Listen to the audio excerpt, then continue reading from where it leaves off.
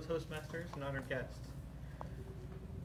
Have you ever considered what your life might be like if you could go back in time and change just one thing? Someone once asked me if, given the opportunity, I would go back to life the way that it was before I lost my vision.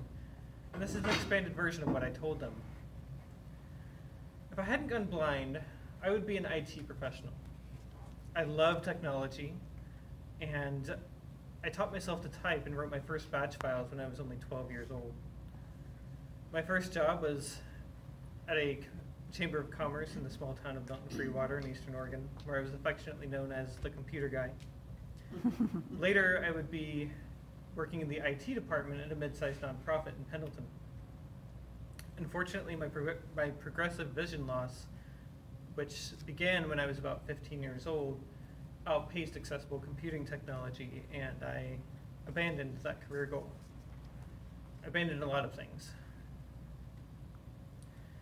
If I hadn't gone blind, I would be a competitive video game player. I was raised with a Nintendo controller in my hand, and I spent most of my free time and much of my homework time in front of a screen. Nowadays, competitive video gaming, or esports as they're known, are a multi-billion-dollar business, and I would love to have a piece of that pie. But again, my progressive vision loss outpaced accessible video game design, and I abandoned that hobby. But I found something to put in its place. I found a love for tabletop games.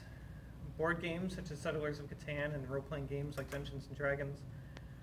I discovered that I could adapt these games to meet my needs rather than wait for a game designer to figure out what I need. Nowadays, I have my own company. I design and publish role-playing games. And I actively create what I love rather than passively consume it. If I hadn't gone blind, I would be cripplingly shy. I am a raging introvert, and I once spent over 5 minutes trying to build up the courage to make a phone call that lasted 1 minute. I still remember a turning point in my life. I was going through orientation and mobility training with the Oregon Commission for the Blind, and I was tasked with finding the Multnomah Library in downtown Portland. Armed with only the address and my knowledge of the Portland addressing system, I set off to downtown to find my way.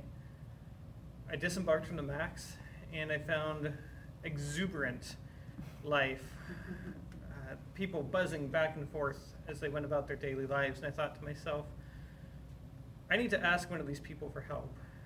It's part of my mobility instructor's evil scheme to get me to break out of my shell and ask for assistance.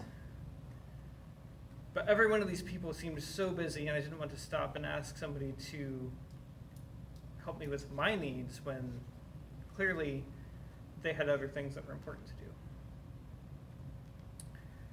I noticed somebody standing on a street corner who wasn't moving very far, very fast, so I thought, okay, if anybody's going to be it, it's going to be them. I walked up to them and said, "Excuse me, I'm trying to get to the Multnomah Library. Can you point me in the right direction?"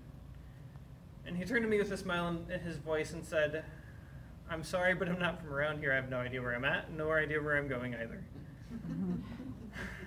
But I had an address, and I asked, 4 minutes. "That's okay. If you can just tell me what street corner I'm on, I'm sure I can find my way." He happily obliged, and before we parted ways, he stopped me and said, "Excuse me, I need to find this address.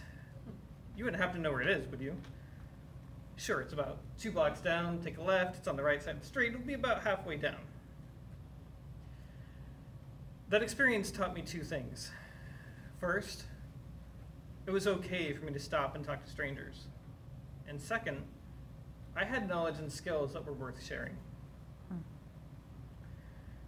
If I hadn't gone blind, I would be a follower. A shy video game playing IT professional doesn't exactly conjure images of confidence and assertiveness.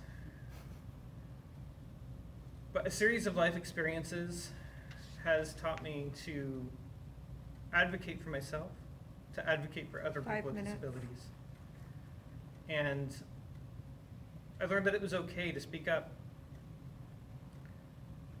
I've now given over a dozen talks on panels about people with disabilities and have even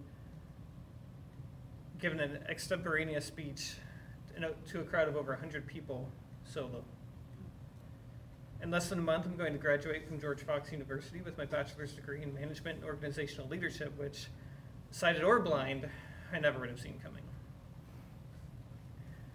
Someone once asked me if, given the opportunity, I would go back to the way things were before I lost my vision, and this is what I told them. If I hadn't gone blind, I wouldn't be me. Thank you.